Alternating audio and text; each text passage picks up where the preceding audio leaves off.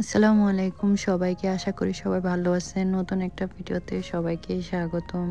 মেয়েদের মন খারাপ থাকলে মন ভালো করার সবথেকে সহজ উপায় হচ্ছে গিয়ে শপিং করা। আমার মতো কে একমত অবশ্যই কমেন্ট করে জানাবেন। সেদিন আমার কেন জানি না একটু মন খারাপ ছিল। আমার নিজেরই মনে পড়তেছে না কী জন্য। তো ভাবলাম যে একটু বাইরের থেকে ঘুরে আসি। পরে আমরা চলে গেলাম ডলারামাতে। ডলারামা হচ্ছে এমন একটা স্টোর যেখানে প্রাইজিং স্টার্ট হয় $1 থেকে শুরু করে $5 পর্যন্ত। $5 উপরে এখানে আর কোনো জিনিসই পাওয়া যায় না। যদিও আমি আসার আগে শুনছি যে ডলারামাতে নাকি সব জিনিসের দাম $1, কিন্তু ইদানিং ডলারামাতে $1 থেকে শুরু করে $5 পর্যন্ত চলে গেছে জিনিসের দাম। এখানে মোটামুটি সব রকমের জিনিসই পাওয়া যায়। কিচেন থেকে শুরু করে বাথরুম, ঘর সাজানো জিনিস থেকে শুরু করে খাবার দাবার সবকিছুই মোটামুটি এখানে পাওয়া যায়। আজকাল আবার ডলারামাতে রেডি ফুডও পাওয়া যায়। তো আমি আমার ঘরের কিছু প্রয়োজনীয় জিনিস কিনে নিচ্ছি। যেহেতু আমি বাসা চেঞ্জ করব, তো আমি ভাবছিলাম যে আমার কাপড়গুলো একটু সুন্দরভাবে অ্যারেঞ্জ করে গুছায় নিয়ে যাব। সেই জন্য আমি জিপলক ব্যাগ কিনছি। আর আমি যেহেতু খুব সকালে কাজে যাই, তো সেজন্য অনেক সময় আমি আমার চা শেষ করতে পারি না। তা আমি ভাবছি যে একটা কাপ কিনে নিই, যেটা আমি গাড়িতে পর্যন্ত নিয়ে যেতে পারবো। সেজন্য আমি একটা কাপ কিনছি।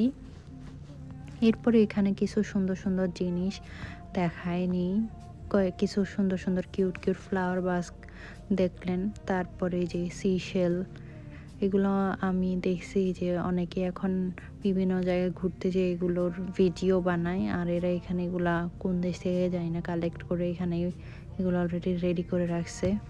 এরপর আমরা কিছু স্ন্যাক্স কিনে নিচ্ছি।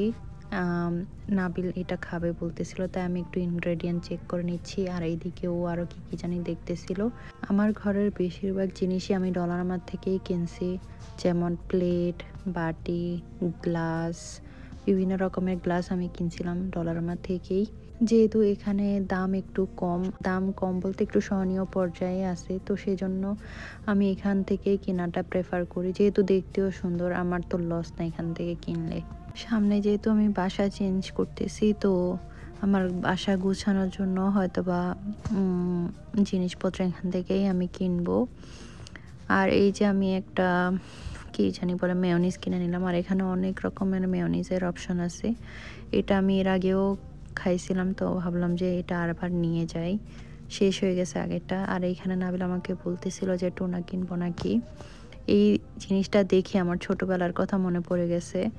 আমি আর আমার কাজিন লিমা, আমরা দুজন মিলে এই পুঁতি দিয়ে কত কিছু যে বানাইছি হিসাব নাই।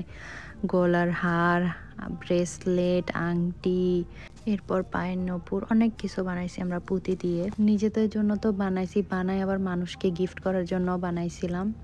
আমার যদিও এখন মনে নাই কিভাবে বানাইছিলাম, মানে আমার সেই এটা মনে নাই, কিন্তু এই জিনিসটা দেখে আমার সেই ছোটবেলার কথা মনে পড়ে গেছে।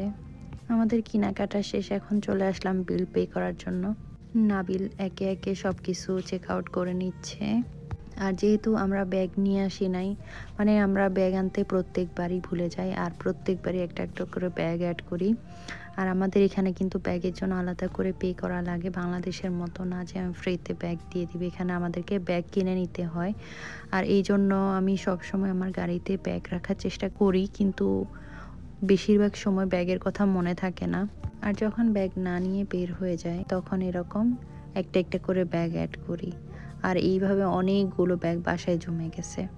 তো যাই হোক, আমাদের শপিং শেষ। এখন আমরা যে স্ন্যাক্সটা কিনছি, এটা কি বলে, নিউট্রেলা দিয়ে বিস্কুট নাকি কি জানি না, ওটা দিয়ে খেতে খেতে বাসায় চলে যাচ্ছি।